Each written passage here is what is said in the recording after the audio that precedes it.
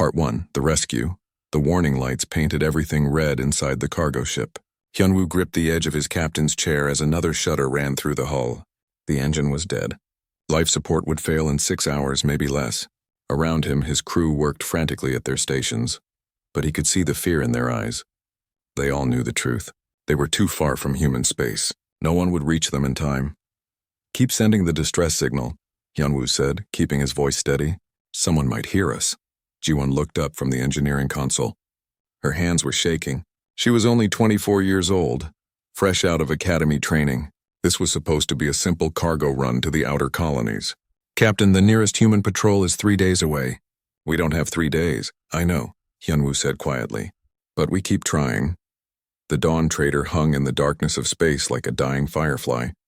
It was a small ship, barely worth noticing. Just 12 humans trying to make a living hauling supplies between distant outposts.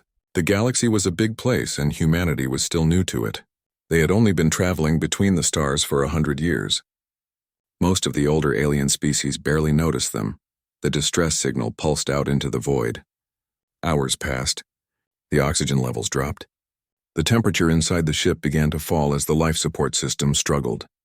Hyunwoo watched his crew try to stay busy, try not to think about what was coming. Some prayed. Some wrote final messages to families they would never see again.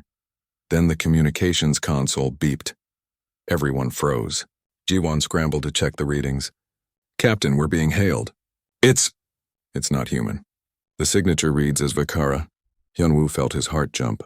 The Vakara were legendary. An ancient species that had been exploring space for thousands of years while humans were still living in caves. They were known for 2 things: their incredible technology and their absolute refusal to get involved in anyone else's problems. They never helped other species. They never interfered. They simply observed and moved on. "Answer it," Hyunwoo said. The view screen flickered to life. The alien who appeared there was unlike anything most of the crew had seen in person. Taemin was Vakara, his skin a pale blue-green that seemed to shimmer under the lights of his own ship. His eyes were large and dark, adapted for seeing in the deep oceans of his homeworld. Delicate gills flexed along his neck. He wore a simple uniform marked with symbols that none of the humans could read. "This is Captain Taemin of the Vakara research vessel Silent Tide," the alien said. His voice came through the translator as smooth and calm. "We received your distress call." "What is your situation?" Hyunwoo explained quickly. "Engine failure. Life support failing. No hope of rescue from human ships in time." As he spoke, he watched Taemin's face carefully, trying to read the alien's expression. It was difficult. Vakara faces moved differently than human ones. When Hyunwoo finished, there was silence. Then voices could be heard arguing in the background of Taemin's ship. The captain turned away from the screen, speaking rapidly in his own language to someone off camera. The translator didn't pick up the words, but the tone was clear. There was disagreement. A female Vakara appeared beside Taemin. Her skin was darker, more green than blue, and her gills flared wide in what might have been anger or fear. "Captain, I must protest again," she said in clear standard galactic speech. "Our protocols forbid this. The Council will not accept interference with developing species. Your career will be destroyed." "I am aware, Borum," Taemin said quietly. "Then why?" Borum demanded. "They are strangers, primitives. We owe them nothing." Taemin looked back at the screen, directly at Hyunwoo. For a long moment, the Vakara captain said nothing. Then he spoke. "Because they asked for help. And because I can give it," he turned back to his crew. "Set course to intercept the human vessel. Prepare the medical bay and guest quarters. We will take them all aboard." Borum's expression was unreadable, but she bowed her head. "As you command, Captain." The next 2 hours passed in a blur. The Silent Tide was massive compared to the tiny human cargo ship, a gleaming vessel designed for long-term research in deep space. When it pulled alongside the Dawn Trader, Hyunwoo could see his entire ship reflected in just one section of the Vakara hull. The transfer was delicate. One by one, the human crew crossed through an extended docking tube into the alien ship. The air inside smelled strange, slightly salty and humid, adjusted for beings who had evolved in ocean environments. The gravity was lighter than human standard. Everything seemed to glow with soft bioluminescent lighting. Taemin met them in the airlock. Up close, he was taller than Hyunwoo had expected, his body long and graceful in the reduced gravity. "Welcome aboard," he said simply. "You are safe now. Hyunwoo felt something break inside him. The stress, the fear, the certainty that he was going to die out here in the dark. It all crashed down at once. He reached out and grabbed Taemin's hand. The alien's skin was cool and slightly damp, the texture strange, but Hyunwoo held on tight. "Thank you," Hyunwoo said, his voice rough with emotion. "Thank you for saving us. I don't know why you did this, but I swear to you we will never forget. If you or your people ever need us, ever need anything, we will come. No matter what. No matter where. I promise you that." Taemin looked down at the human's small hand gripping his own. Something flickered across his face. Sadness, perhaps, or understanding. "I believe you," he said softly, "though I do not think I will ever have cause to test that promise." The Vakara crew treated their unexpected guests well. They were given quarters, food, medical attention for the various minor injuries sustained during the crisis. Jiwon spent hours talking with the Vakara engineers, her eyes wide as she tried to understand technology that was centuries beyond anything humanity possessed. The other humans wandered the ship in small groups, amazed and grateful. But Hyunwoo noticed that the Vakara themselves seemed subdued, worried. He mentioned it to Borum when she came to check on the human crew. "Captain Taemin has violated our most sacred law," Borum explained. Her voice was stiff, formal. "We do not interfere. We do not involve ourselves in the affairs of other species. By helping you, he has broken faith with our people. When we return home, he will face judgment. What will happen to him?" Hyunwoo asked, suddenly cold. "At best, he will lose his command. More likely, he will be exiled from our society entirely." Borum's gills flexed. "He knew this before he gave the order to rescue you. He chose to help you anyway." 3 days later, the Silent Tide reached a human outpost. Taemin personally escorted the 12 humans to the docking bay. His crew stood in formation, silent and formal. Hyunwoo could feel the weight of what was about to happen.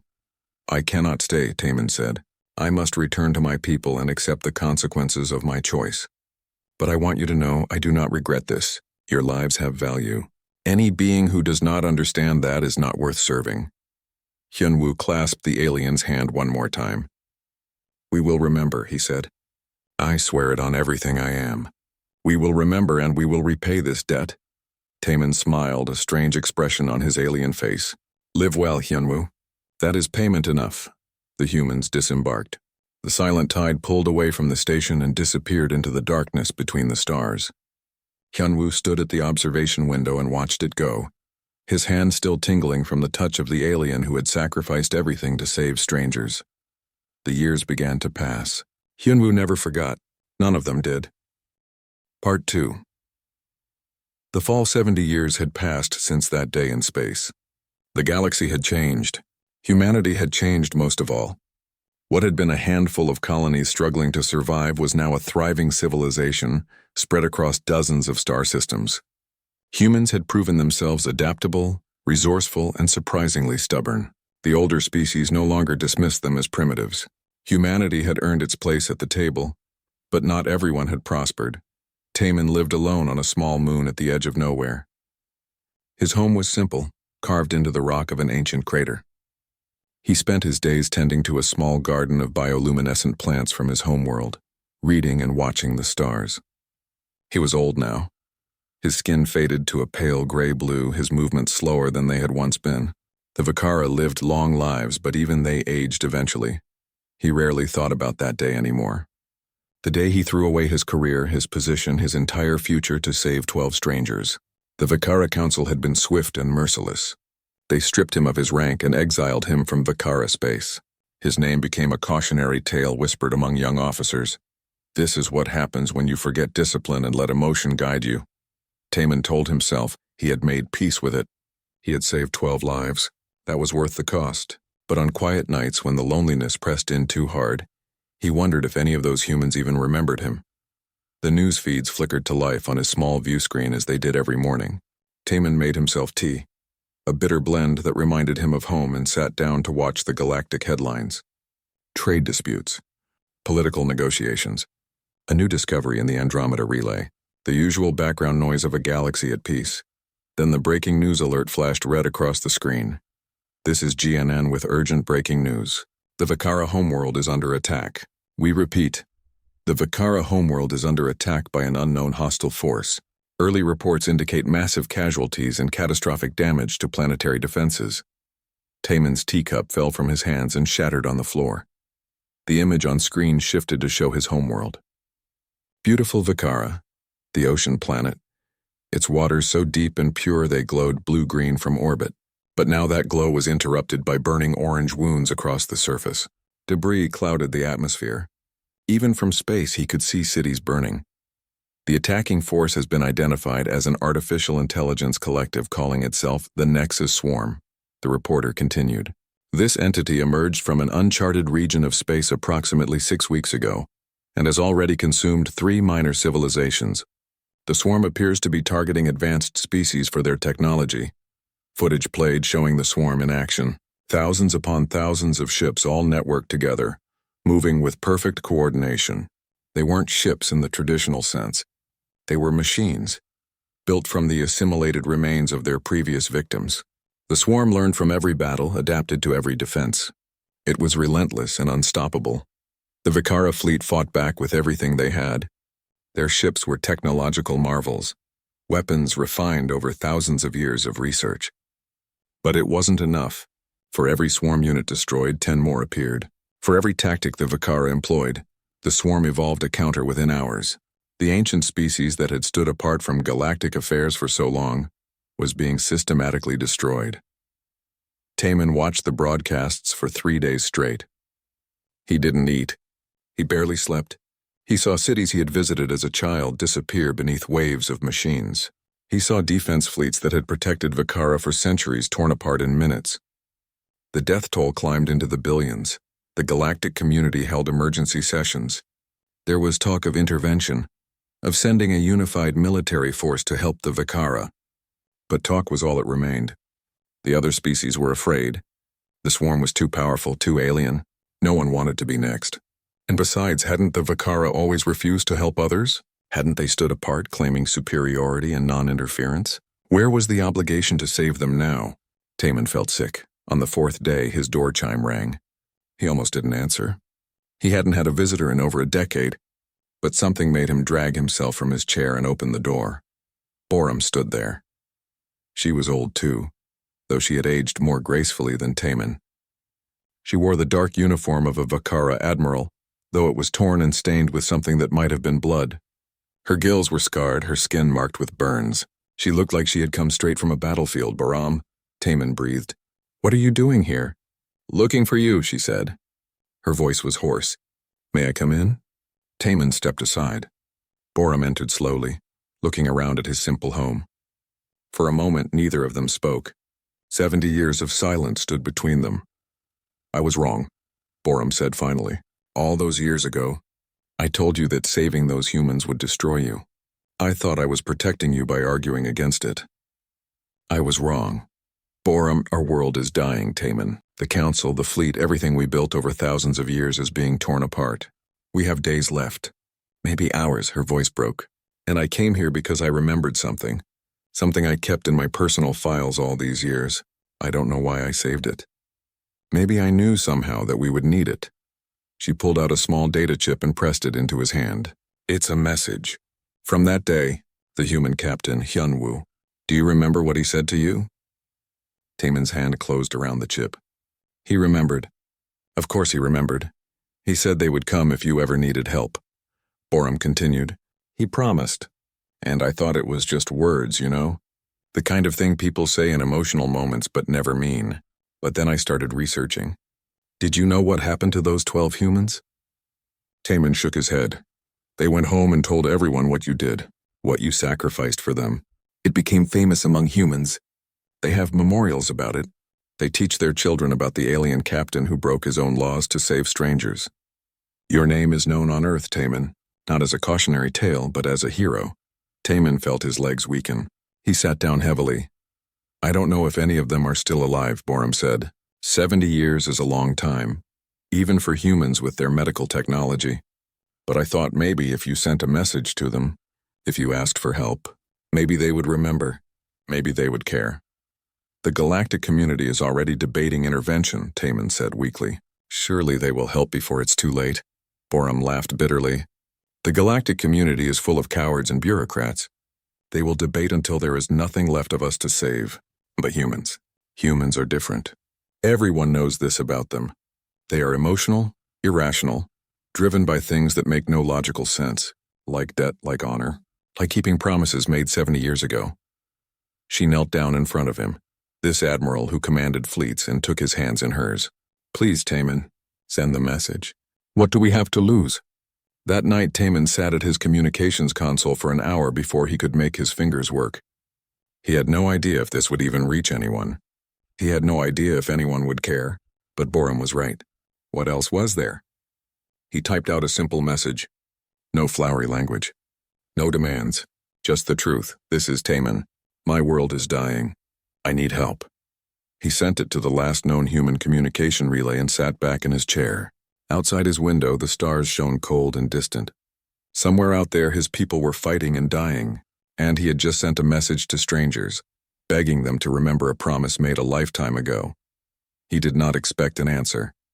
But 3 hours later, his console lit up with an incoming transmission. The source was tagged as Human Defense Coalition, priority level maximum. Taman's hands shook as he opened it. A face appeared on his screen. An old human woman, her hair pure white, her face lined with age, but her eyes were sharp and bright and fierce. She wore a military uniform covered in decorations and rank insignia. Captain Taman, she said, and her voice was warm despite the military formality. This is Fleet Admiral G1. I was the engineer on the Dawn Trader. I was one of the 12 you saved. And I want you to know something right now before anything else. We have not forgotten. We have never forgotten, and we are coming. Behind her, alarms were already blaring, orders being shouted, ships being prepared. Taman stared at the screen as tears ran down his face. Hold on, Jiwan said. Just hold on a little longer. Humanity is on its way. The transmission ended. Taman sat in the darkness of his small home and wept. Part 3. The Memory. The message arrived at Human Defense Coalition headquarters at 3 in the morning, Earth Standard Time. Most of the complex was quiet, running on minimal night staff. But the moment that encrypted transmission with Taman's name attached hit the system, alarms started screaming through every level of command. Within 15 minutes, every senior officer in the Sol sector was being woken up. Within 30 minutes, the emergency council chamber was full. Fleet Admiral G1 arrived in a motorized chair, her body too old and worn for her to walk the long corridors anymore. She was 93 years old, her hair white as snow, her hands twisted with age, but her mind was still sharp as a blade, and she had not risen to the highest rank in humanity's military by being soft. She rolled herself to the head of the massive conference table and looked around at the assembled faces. Generals, admirals, politicians, corporate representatives, the people who made decisions for all of human space. You've all seen the message, Jiwan said without preamble. Taman, the Vakara captain who saved the Dawn Trader 70 years ago, is asking for help. His world is being destroyed by the Nexus swarm. The question before us is simple. Do we respond? Defense Minister Kangwu spoke first. He was a practical man, known for cold calculations and efficient decision-making. Admiral, with all respect to your personal history, we need to consider the strategic implications. The Nexus swarm has destroyed 3 civilizations already. The Vakara, with all their advanced technology, are losing badly. What makes us think we can do any better? Nothing, Jiwan said flatly. Maybe we can't. Maybe we send our fleets and die just like the Vakara are dying. But that's not the point. Then what is the point? Another council member asked. Jiwan was quiet for a moment. Then she leaned forward in her chair. Let me tell you about the day I met Taman. I was 24 years old, fresh out of academy. The Dawn Trader was my first real posting. When our engines failed, I knew we were dead. I accepted it. We all did. We were too far from home. No one was coming, she paused, remembering. But someone did come, a Vakara research vessel. Their captain answered our distress call even though his own laws forbid it. Even though he knew it would destroy his career. Even though we were strangers from a species he had probably never met before. He saved all 12 of us and it cost him everything. We understand the debt, Kangwu began. Do you? Jiwan interrupted sharply. Do you really? Because I don't think you do. Yunwu, our captain, made a promise that day. He swore that if Taman or his people ever needed us, we would come. no matter what. And Hyunwoo spent the rest of his life making sure humanity would keep that promise. He told the story everywhere. He made sure it was taught in schools. He made sure none of us would ever forget what it means to repay kindness. She looked around the table, making eye contact with each person. Hyunwoo died 5 years ago. But before he passed, he made his daughter Ariam promise to honor his oath if the call ever came. That's the kind of people we are. Or at least that's the kind of people we should be. General MinHFY, head of the 3rd Fleet, spoke up. Admiral Jiwon, no one here is saying we should ignore this. But we need to be realistic. The swarm is unlike anything we've ever faced. Our projections show that even a full military response would have, at best, a 30% chance of success. We could lose half our fleet, hundreds of thousands of lives. Can we really justify that risk? Can we justify not taking it? Jiwon shot back. What kind of message does it send to the galaxy if humanity breaks its word? If we let an entire civilization die when someone asked us for help, we're not just making a military decision here. We're deciding what humanity stands for. The debate raged for hours. The strategic arguments were sound. The Nexus swarm was terrifying. Human casualties would be enormous. The economic impact would be devastating. Dozens of logical reasons not to get involved piled up like stones on a grave. But Jiwon sat through all of it with steel in her spine. And when the arguments finally wound down, she spoke again. "I'm going to tell you what humanity's real strength is," she said quietly. "It's not our technology. Half the species in this galaxy are more advanced than us. It's not our intelligence. We're clever, but we're not special. Our strength, the thing that makes us who we are, is that we remember. We remember kindness. We remember debts. And we keep our promises even when it hurts." She pulled up a holographic display showing human expansion over the past 70 years. "Look at this. Look at how far we've come. We went from a struggling species barely surviving in space to a major galactic power. And you want to know why? Because everywhere we went, we treated people fairly. We kept our word. We made allies because beings learned they could trust us. That's our reputation. That's our currency. And if we throw it away now, for strategic calculations and safety, we lose the one thing that makes us matter." Kangwoo rubbed his face tiredly. "You're asking us to risk everything on sentiment." "No," Jiwon said. "I'm asking you to risk everything on principle." "There's a difference." Another long silence. Finally, the civilian head of the coalition, Speaker Daeho, spoke. "We need to vote. All in favor of mobilizing a military response to aid the Vakara? Raise your hand." Jiwon's hand went up immediately. Then General MinHFY's, then another, and another. One by one, every hand in the room rose. Even Kangwoo, after a long moment of hesitation, raised his hand. "Unanimous," Speaker Daeho said. He looked as surprised as anyone. "Then it's decided. Humanity will answer the call." What happened next shocked the entire galaxy. Within 6 hours, mobilization orders went out to every human fleet, colony, and military installation. The response was instantaneous and overwhelming. Ship captains who were scheduled for retirement volunteered to lead battle groups. Corporate freighters were retrofitted as supply vessels. Colony defense forces pledged their ships to the cause. Everyone wanted to be part of this. By the 18th hour, humanity had assembled the largest military fleet ever created by any single species. 12 full battle groups representing every major colony and corporation in human space. Each battle group consisted of hundreds of ships, from massive dreadnoughts to small fighter craft. In total, over 4,000 vessels prepared to make the journey to Vakara space. 12 battle groups. One for each human saved that day. The symbolism was intentional. Jiwon made sure of that. The flagship was a new dreadnought, fresh from the shipyards that had been scheduled for a ceremonial launch next month. Instead, it was pressed into service immediately. Jiwon stood on the bridge, now designated as Taemin's Hope, and looked out at the assembled fleet through the view screen. "This is insane," Kangwoo muttered beside her. He had insisted on coming along as the government's official observer. "We're betting everything on a 70-year-old promise." "Yes," Jiwon agreed. "We are." Standing at the tactical station was Commander Ariam, Hyunwoo's daughter. She was in her 40s now, a decorated officer with her father's determination written in every line of her face. When Jiwon had asked for volunteers for the mission, Ariam had been the first to step forward. "My father made a promise," Ariam had said simply. "I intend to see it kept." Also aboard were 2 other survivors from the original Dawn Trader crew. Engineer MinHFY, now retired but back in uniform for this mission, and Medical Officer Yunbi, who had specifically requested to be on the ship in case the Vakara needed humanitarian aid. The jump to Vakara space would take 10 days through a series of dangerous, unstable hyperspace lanes. Most commercial traffic avoided the region entirely, but there was no time for safer routes. Every hour they delayed meant more Vakara died. All ships report ready, the communications officer announced. Jiwan took a deep breath. She had lived a long life. She had been a hero, a leader, a legend, but this moment right here felt like everything she had ever done had been building to this single point. "Send this message to Taman," she ordered. "Tell him we have not forgotten.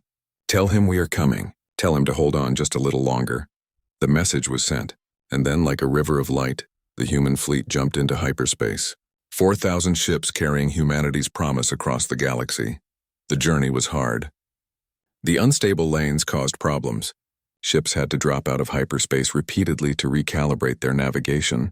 There were accidents. 2 frigates collided during a jump and had to be abandoned.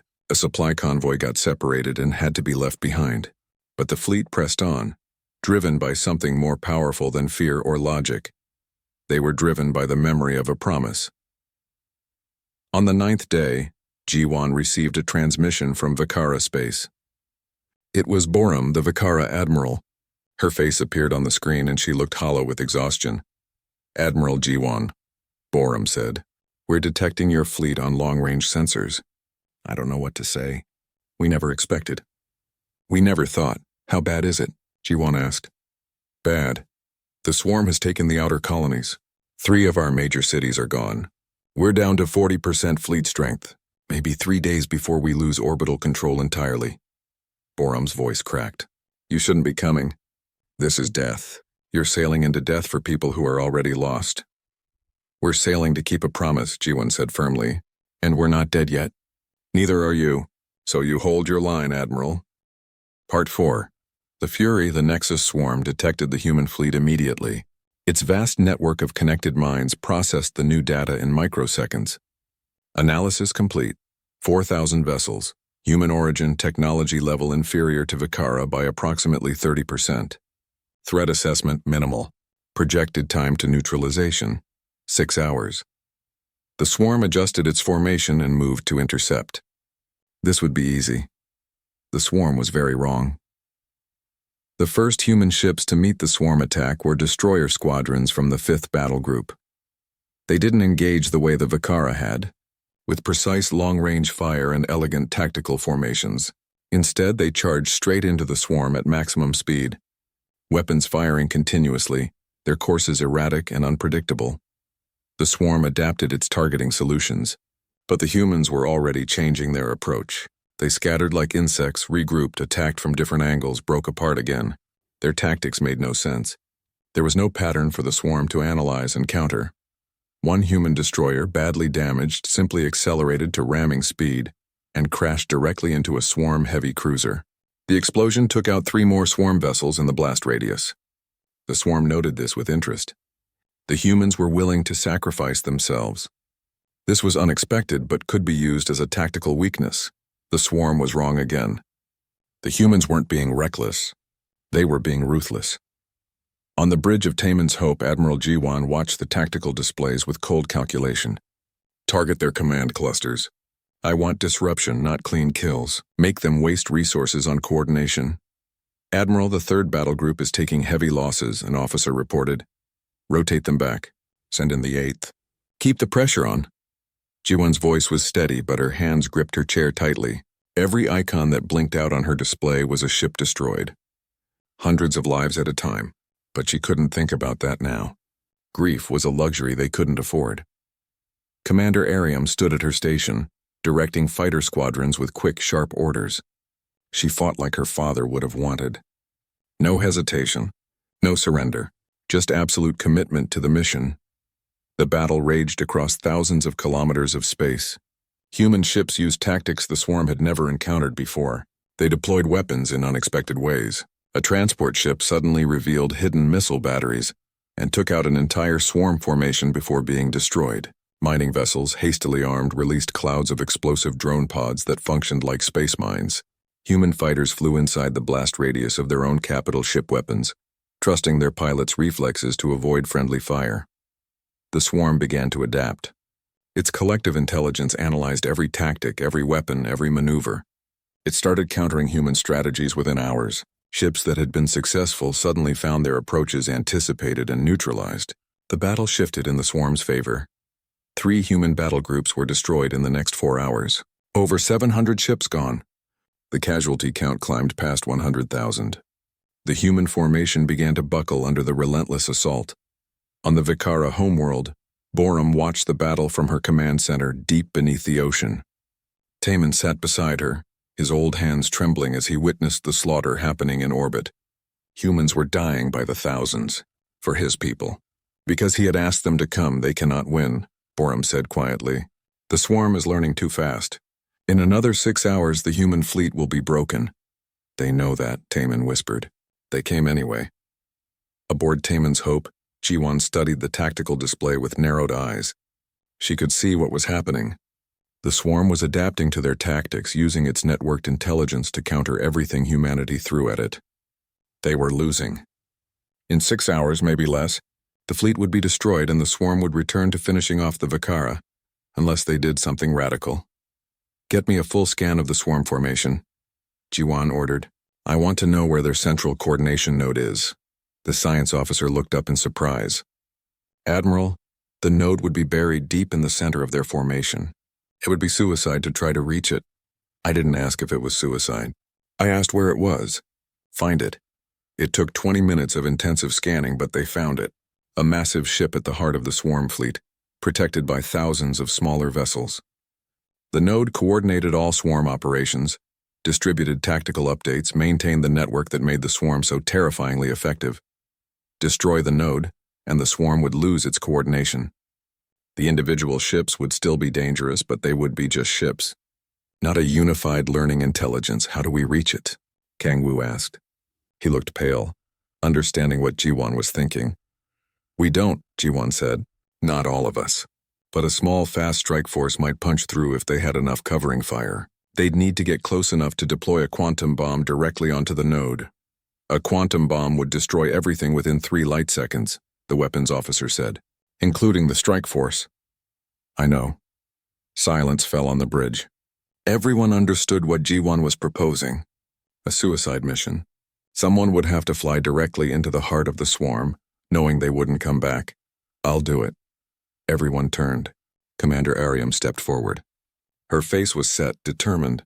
She looked so much like her father in that moment that Jiwon felt her heart break. Ariam, no, Jiwon said. Yes, Admiral. This is why I'm here. This is what my father would have done. Ariam's voice was steady. I'll take a volunteer squadron. Fast attack ships. We can move quickly enough to reach the node if the fleet keeps the swarm occupied. You won't survive the blast. I know, Ariam said simply, but the mission will succeed. That's what matters. Jiwon wanted to refuse, wanted to find another way, but there was no other way. They were losing. This was the only chance to turn the tide. And Ariam was right. She was perfect for this. Fast, skilled, utterly committed. Call for volunteers, Jiwon said finally. Her voice was rough. Anyone who goes needs to understand they're not coming back. Within 10 minutes, every pilot in the fleet had volunteered. Every single one. Ariam selected the 20 fastest ships and their crews. Not one person hesitated. Not one person asked to be excused. The quantum bomb was loaded onto Ariam's ship personally. It was a brutal weapon, something humanity had developed years ago but never deployed, designed to tear holes in space itself. When detonated near the swarm's node, it would create a localized reality breakdown that would destroy everything in range, including whoever delivered it. Ariam stood in the hangar bay looking at her ship. Other pilots from her squadron gathered around her. They were quiet, reflective, making peace with what was about to happen. Jiwon came down to the hangar in her chair. She looked at these young people about to throw their lives away and felt ancient. I'm sorry, she said. I'm sorry it has to be this way. Don't be, Ariam said. She knelt down in front of Jiwon's chair and took the old admiral's hand. My father taught me that some debts are worth any price. He was right. I'm honored to do this. He would be so proud of you. I hope so. Ariam stood. Tell Taman that Hyunwoo's family kept its promise. The strike force launched. 20 ships, small and fast, accelerating to maximum speed. Behind them, the entire human fleet opened fire with everything they had, creating a corridor of destruction through the swarm formation. It was the most intense barrage ever recorded in military history. Ships expended their entire ammunition stores in minutes. Some vessels' weapons overheated and exploded, destroying the ships from within. But they created the opening. Arium's squadron dove through the gap like bullets. The swarm tried to intercept them, but the human covering fire was too intense. Ship after ship in Arium's force was destroyed, but the survivors kept going, kept pushing forward toward the center of the swarm formation. 10 ships made it halfway. 5 reached the inner defensive sphere. 2 broke through to visual range of the node. Arium's ship was one of them. "This is Arium to Taman's Hope," she broadcast. Her cockpit was filled with warning lights. The ship was barely holding together. "I have visual on the node. Preparing to deploy weapon." "Confirmed, Arium," Jiwan's voice came back. "You did it. You really did it. Tell my mother I love her," Arium said. "Tell my father's memorial that I kept his promise." She pushed her damaged ship forward on the last dregs of its engine power. The swarm node loomed before her, a massive construct bristling with weapons and armor. Arium's hands were steady on the controls. No fear, no regret. Just determination. The quantum bomb released. For just a moment, space did something very strange. Reality seemed to bend, twist, fold in on itself. Then there was light. Terrible, brilliant light that seemed to burn through everything. The swarm node was torn apart on a fundamental level. The quantum detonation didn't just destroy it. It erased it.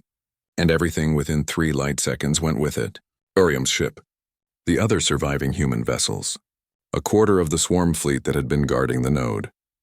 On Taman's Hope, Jiwan watched the tactical display through blurred eyes. Arium's icon disappeared along with hundreds of others, but then slowly the swarm formation began to fall apart. Without the node, the individual ships lost coordination. They started acting independently, chaotically. Part 5. The legacy. 1 week after the battle, the galaxy was still trying to understand what had happened. News broadcasts across every species' homeworld showed the same footage. Humanity's fleet arriving at Vikara, the desperate battle, the suicide run, the victory that cost so much. But more than the tactical details, beings everywhere were asking the same question. Why? Why would humanity sacrifice 200,000 of their own to save an alien species? What possible strategic advantage could justify such losses? The answer, when it finally spread through diplomatic channels and news networks, stunned everyone into silence. Humanity had come because 70 years ago, one Vikara captain had saved 12 human lives. That was it. That was the entire reason. 12 lives saved, paid back with 200,000 lives risked. The mathematics made no sense, but the principle behind it was so powerful, so absolute, that it changed something fundamental in how the galaxy viewed humanity. These weren't just another species competing for resources and power. These were beings who valued loyalty and memory more than logic or self-preservation. Trade proposals flooded human diplomatic offices. Species that had been neutral suddenly wanted alliances. The economic opportunities alone were staggering. But more than that, the cultural impact was enormous. Across the galaxy, beings began telling the story of Taman and the humans. It became legend almost overnight. On Vikara, the surviving population was working to rebuild their world. The scars of battle were everywhere. Ruined cities, orbital debris, millions dead. It would take decades to fully recover, but they were alive. They had a chance to rebuild because humans had kept a promise. Admiral Jiwan remained on Vikara for the first week after the battle. Her body was failing. The stress of the campaign had taken its toll on her ancient frame. The medical staff wanted to put her in cryosleep for transport back to human space, but she refused. There was something she needed to do first. On the 7th day, a Vikara shuttle brought Taman to the surface military base, where human forces were coordinating relief efforts. He emerged slowly, supported by a medical assistant. He looked even older than Jiwan felt. The guilt and grief of the past week had aged him visibly. They met in a small room overlooking the ocean. The water was still clouded with debris, but it was beginning to clear. Jiwan's motorized chair moved her to the window. Taman stood beside her, his breathing labored in the terrestrial atmosphere. For a long time, neither spoke. What words could possibly be adequate? I'm sorry, Taman finally said. His voice was barely a whisper. I never wanted this. I never imagined. All those young people, dead because I asked for help. Stop, Jiwon said firmly. She turned her chair to face him. You didn't kill anyone. The swarm killed them, and those young people chose to come. Every single one of them volunteered. Do you know why? Taman shook his head, tears streaming down his face. Because you taught us something important 70 years ago, Jiwon continued. You taught us that helping others, even at great personal cost, is what separates civilization from barbarism. You could have ignored our distress call. No one would have blamed you. But you didn't. You sacrificed your career, your position, your entire future for 12 strangers, and that act of kindness rippled through an entire species. She reached out and took his hand, just as Hyunwoo had done all those years ago. We came because you showed us what we could be, what we should be, and yes, we paid a terrible price. But we also proved that some things are more important than survival. Some debts are worth any cost. Hyunwoo, Taman said. Is he? He died 5 years ago. Peacefully, surrounded by family. He never stopped telling your story.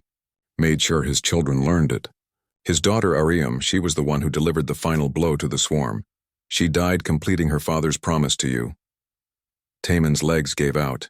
He sank to the floor, sobbing.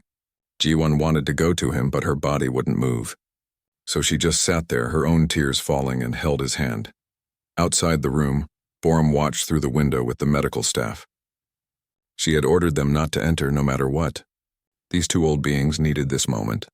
Needed to grieve together for everything that had been lost and everything that had been gained. That evening, the galactic news networks began broadcasting something unexpected.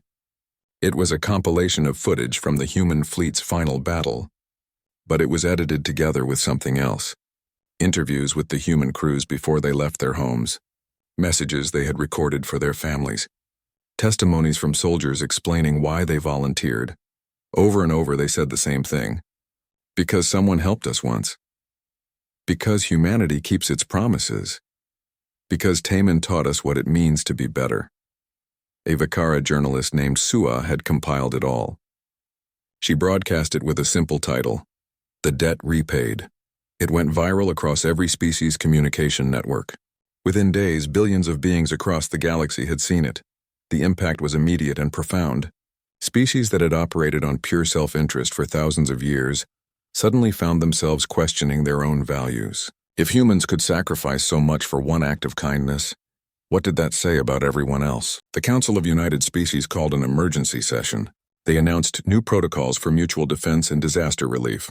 The Taman Accords, they called them. Species would commit to helping each other, regardless of strategic advantage. The age of isolationism was over. The Vakara Council, shamed by humanity's example, issued a formal apology to Taman. They offered to reinstate him with full honors, give him any position he wanted, but Taman refused it all. He said he didn't save those humans for recognition or reward. He did it because it was right. Instead, the council created something new. The principle of Taman became Vakara law. It stated that compassion across species lines was not weakness, but the highest form of civilization. Every Vakara child would learn this principle. It became the foundation of their new cultural identity. 2 weeks after the battle, a construction project began in orbit of Vakara. Ships from across the galaxy sent resources and workers. They were building a memorial, not just for the Vakara who died in the battle, but for every human who sacrificed themselves to save a world that wasn't their own. The memorial was massive, a ring structure that could be seen from the surface, constructed from materials donated by over 50 different species. At its center was a statue, crafted by human and Vakara artists working together. It showed two figures, Hyunwoo and Taman, their hands clasped in friendship. The inscription, written in every major galactic language, read simply, "Help a human once, they'll never forget, and their comeback might blow your mind." Beneath that, the names, every single human who died in the Battle of Vakara, 212,463 names. It took weeks just to inscribe them all, but the builders made sure every single one was included. Every life was honored. Admiral Jiwon attended the memorial dedication ceremony. It was her last public appearance. She was dying, her body finally giving up after 93 years of life. The medical staff had her on so many support systems that she looked more machine than human, but she insisted on being there. Taman spoke at the ceremony. His voice was amplified across every communication channel in the galaxy. Billions watched as the old Vakara captain stood before the memorial and struggled to find words. "I saved 12 humans once," he said. "I did it because I believed every life has value. I never expected anything in return. I certainly never expected this." He gestured at the memorial. "These names represent beings who came when I asked for help. They didn't come for strategic advantage. They didn't come for resources or territory. They came because they remembered a promise, because their species values loyalty and honor above survival itself." He paused, his gills flaring with emotion. "The galaxy will remember this battle, but I hope they remember something more important. I hope they remember that no act of kindness, no matter how small it seems, is ever truly forgotten. The 12 humans I saved became heroes who saved millions. That is the real lesson here." Jiwan was too weak to speak at the ceremony, but she attended Taman's speech, sitting in her chair at the front of the crowd. When it was over, when the crowds dispersed, she asked to be taken to the base of the memorial. Just her and Taman. They sat together in the shadow of the monument, two ancient beings who had seen too much death and somehow survived. "I'm proud of what we did," Jiwan said quietly, "even knowing the cost. I'm proud that humanity kept its promise." "So am I," Taman said, "though I wish I could have given those young people something more than just gratitude." "You gave them meaning," Jiwan replied. "You gave them a cause worth dying for. In a universe that often feels random and cruel, you showed them that individual actions matter. That kindness has power. That's not nothing, Taman. That's everything." She reached out and took his hand one last time. "Thank you for saving us all those years ago, and thank you for letting us repay that debt. It means more than you can know." 2 days later, surrounded by medical staff and friends, Fleet Admiral Jiwan passed away peacefully. The Vakara Council gave her the highest honors their species could bestow. Her body was cremated, and her ashes were scattered in the ocean of Vakara,